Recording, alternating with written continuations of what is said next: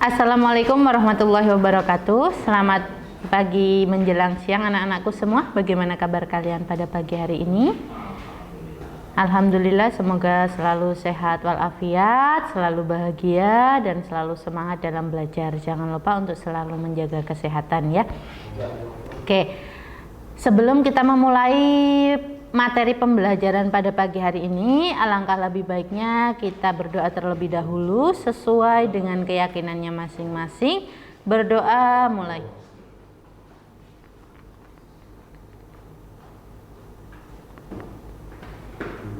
Selesai. Alhamdulillah, semoga Allah beri kemudahan untuk kita dalam belajar. Allah karuniakan ilmunya yang sangat luas untuk kita ya. Nah, pada pertemuan pada pagi hari ini, Bu Windah akan menyampaikan materi kelas 7 ya, lanjutan dari yang kemarin. Kalau kemarin kita mempelajari tentang apa, masih ingat nggak? Enggak ya, udah lupa ya. Yang kemarin disampaikan aja nggak tahu ya, apa ya? Kemarin kita sudah mempelajari tentang keberagaman ya, untuk bab 4 di semester 2 ya. Nah, sekarang kita akan mempelajari tentang kerjasama dalam berbagai bidang kehidupan. Silahkan kalian siapkan segala hal yang dibutuhkan. Buku paketnya dibuka untuk bab 5 berarti ya. Kerjasama dalam berbagai bidang kehidupan. Di situ sudah muncul slide di layar monitor kalian masing-masing ya. Nah, untuk pertemuan kali ini atau di bab kelima ini kita akan mempelajari 3 poin. Yang pertama, kerjasama dalam berbagai bidang kehidupan. Yang kedua, arti penting kerjasama dalam berbagai bidang kehidupan. Dan yang terakhir, mewujudkan kerjasama dalam berbagai lingkungan kehidupan. Khusus untuk pertemuan pada pagi hari ini, kita akan membahas poin A, kerjasama dalam berbagai bidang kehidupan. Oke. Apa sih itu kerjasama? Kalian pasti sudah tidak asing lagi ya dengan istilah kerjasama, yaitu suatu kegiatan atau usaha yang dilakukan 2 orang atau lebih untuk mencapai tujuan bersama. Jadi yang namanya kerjasama pasti dilakukan minimal oleh 2 orang. Kalau cuma 1 orang berarti bukan kerjasama namanya ya. Minimal 2 orang. Kemudian dalam pekerjaan tersebut ada tujuan yang sama. Intinya saling menguntungkan. Biasanya seperti itu ya. Kenapa dilakukan kerjasama? Karena saling menguntungkan. Selanjutnya, unsur-unsur kerjasama terdiri dari apa saja ya?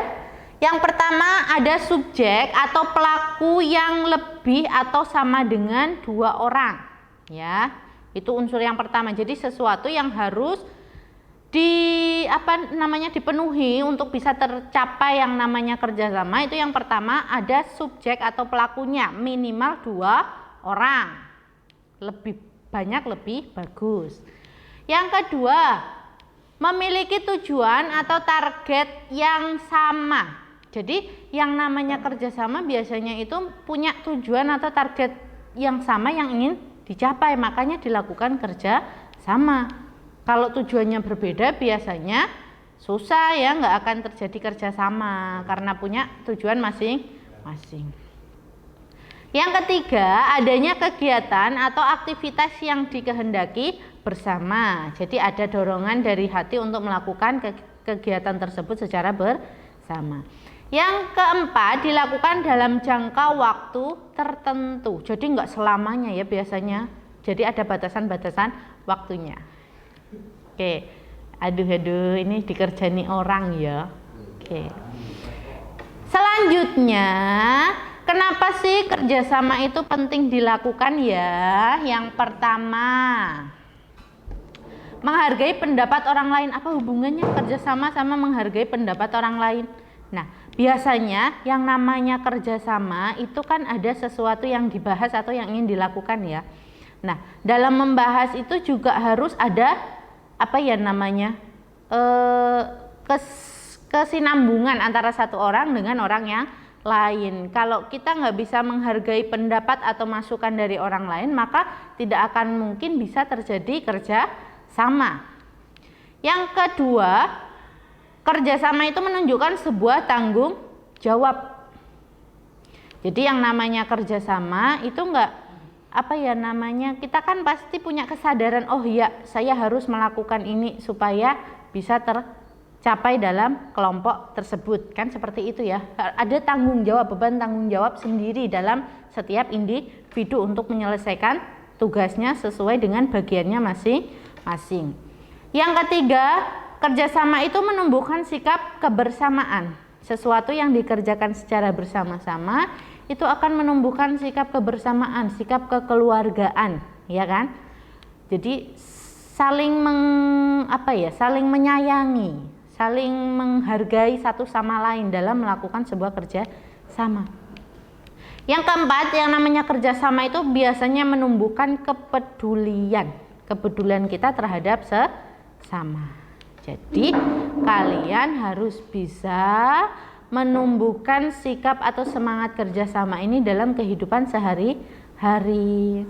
Kenapa? Karena kita itu adalah makhluk sosial. Kita nggak bisa hidup sendiri tanpa bantuan orang lain. Sesuatu yang dikerjakan secara bersama itu akan terasa lebih ringan daripada kalian mengerjakannya sendiri, begitu ya. Nah, kerjasama yang baik adalah yang seperti apa? Yang mengutamakan komunikasi yang baik antar tim. Ya, jadi kalau kamu mau melakukan suatu kerjasama untuk menyelesaikan suatu pekerjaan tertentu, harus kalian komunikasikan terlebih dahulu. Supaya apa? Supaya tidak terjadi kekeliruan atau kekacauan pekerjaan. Karena dibagi-bagi gitu ya. Oh, kamu mengerjakan ini, kamu mengerjakan ini, kamu mengerjakan ini. Jadi nanti nggak saling berebut, begitu kan? Dan nggak ada yang terbengkalai pekerjaannya, semua sudah dikerjakan oleh timnya masing-masing. Sudah ya? Oke. Selanjutnya, faktor pendorong kerjasama. Jadi apa sih sebenarnya yang mendorong seseorang itu melakukan suatu kerjasama? Yang pertama, punya tujuan yang sama. Jelas ya, tadi saya sampaikan. Nggak mungkin suatu kerjasama dilakukan kalau tujuannya berbeda, nggak ada tujuan yang sama. Judulnya saja kerja sama, ya kan? Yang kedua, adanya hubungan timbal balik atau saling membutuhkan atau saling menguntungkan satu sama lain, maka terjalinlah sebuah kerja sama. Yang ketiga, komunikasi situasi dan kondisi yang ada dalam suatu kelompok. Jadi ketiga poin ini adalah yang mendorong terjadinya suatu kerjasama di dalam masyarakat, di dalam kelompok, begitu ya. Oke. Selanjutnya, kenapa kerjasama harus berdasarkan norma tertentu? Kenapa Pak? Maaf ya, di studio itu ada beberapa orang. Ada Bapak Suroto, ada Bapak Prima ya yang standby di depan monitor, ada Bapak Haryanto, ada Bapak Topan Joko, dan ada Bapak Hayun. Alhamdulillah mereka suka menggoda ya. Oke, kita lanjutkan ya. Maaf iklan sebentar biar nggak sepaneng ya. Kerjasama harus berdasarkan norma tertentu. Kenapa? Yang pertama, kerjasama harus bersifat adil. Ya, jadi maksudnya dalam melakukan sebuah kerjasama itu harus tetap mengedepankan nilai-nilai keadilan. Jangan sampai di dalam suatu kerjasama kok ada orang atau pihak yang terzolimi, kayak gitu ya bahasanya ya, itu nggak boleh ya. Harus adil, harus menyenangkan semua pihak, ibaratnya seperti itu, harus menguntungkan bagi semua pihak. Jangan sampai kerjasama itu hanya menguntungkan satu pihak sedangkan yang lain merasa dirugikan. Yang kedua, norma atau aturan yang harus dipatuhi dalam kerjasama tidak untuk melakukan kejahatan atau pelanggaran hukum. Jadi kadang anak-anak suka bercanda sama Bu Indah berarti kalau nyontek saat ulangan juga termasuk kerjasama ya. Itu bukan. Kenapa? Karena melanggar aturan. Yang namanya ulangan itu nggak boleh dikerjakan secara bersama. Itu kan mandiri ya. Untuk mengetahui kemampuan kalian sendiri-sendiri, jadi nggak boleh kerjasama. Itu termasuk ke dalam hal yang ini, melakukan kejahatan atau pelanggaran hukum, pelanggaran aturan ya. Yang ketiga, menghargai keberadaan dan keberagaman suku, agama, ras, dan golongan. Ini bab yang sebelumnya ya, tentang keberagaman. Nah, yang namanya kerjasama itu harus tetap menghargai keberagaman yang ada. Nggak boleh kita bekerja sama kok hanya memilah yang sama sukunya, yang agamanya sama, yang golongannya sama, sedangkan yang berbeda itu diabaikan. Itu nggak boleh ya. Karena apa? Karena bisa menimbulkan perpecahan, pertikaian, begitu ya anak-anak ya. Dan yang terakhir, yang namanya kerjasama tidak boleh bertentangan dengan norma. Norma apa saja ya? Norma agama, norma hukum ya, norma kesusilaan, kesopanan nggak boleh menentang norma sosial yang berlaku di dalam masyarakat. Misalnya, ayo kita bareng-bareng nyolong, nggak boleh itu melanggar hukum. Atau ayo kita bareng-bareng mukuli si A, si B, itu nggak boleh ya. Itu bertentangan dengan hukum. Enggak marah ya Bu Indah loh ya.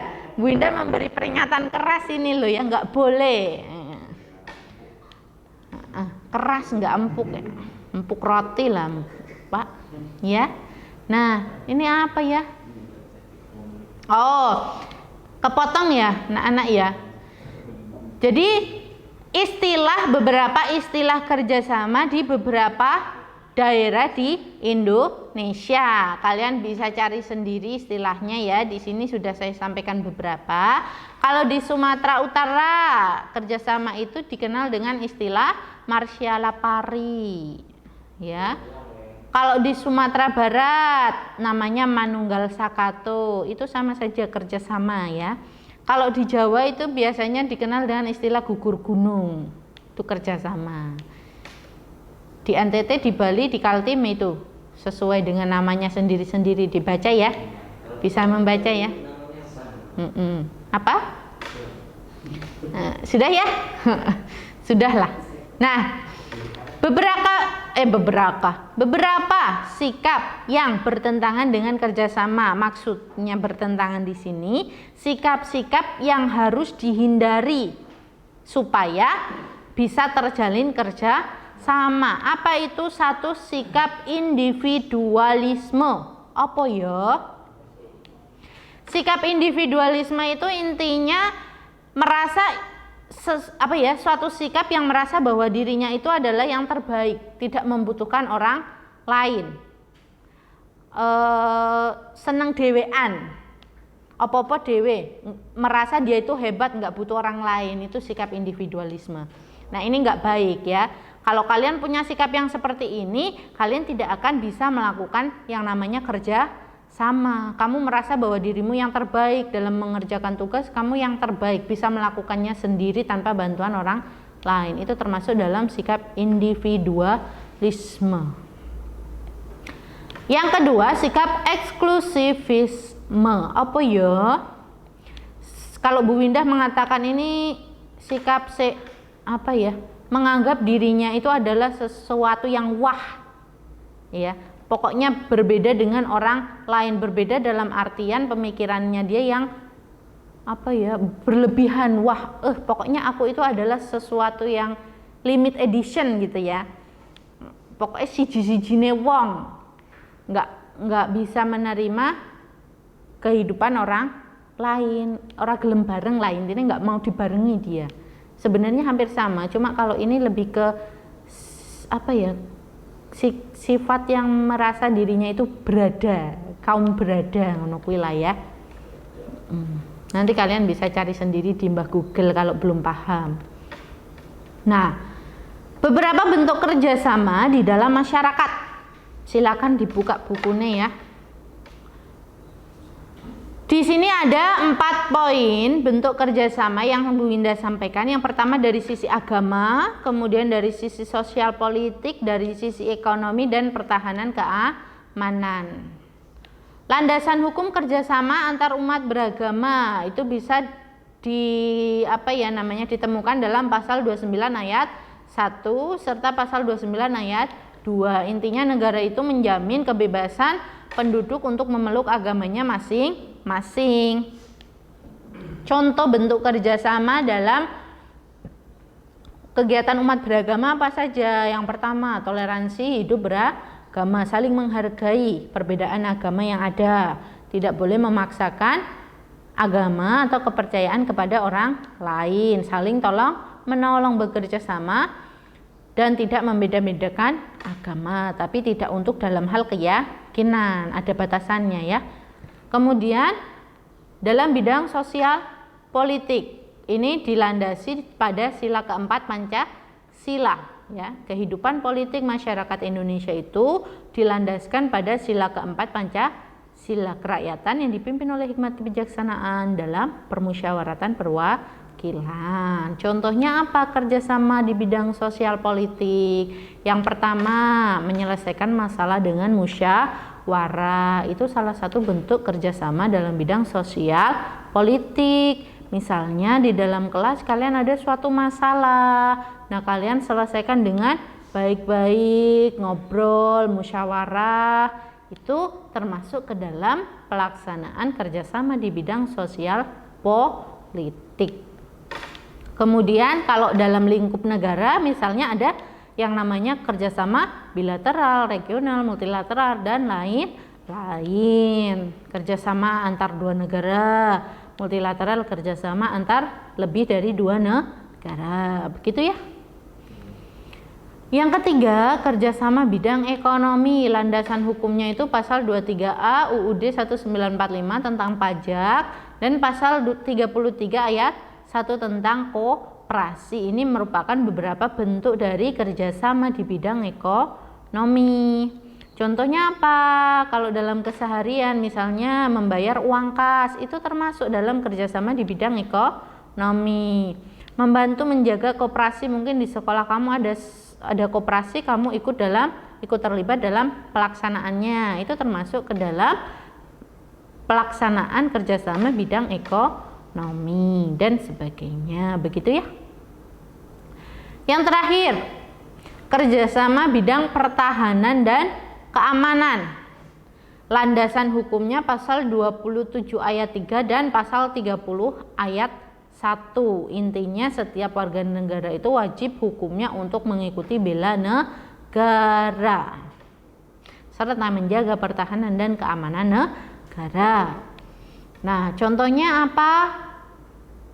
Yang pertama, menanamkan kecintaan terhadap tanah air. Orang kalau sudah cinta pasti akan menjaga, kan seperti itu ya. Jadi ketika kamu mencintai tanah air, maka secara otomatis kamu akan bersikap yang semaksimal mungkin untuk bisa menjaga tanah air tersebut, begitu ya. Misalnya kamu cinta banget nih sama Indonesia, berarti kamu akan bertindak semaksimal mungkin menjaga nama baik Indonesia, bagaimana bangsa Indonesia harus tetap jaya dan sebagainya, begitu ya.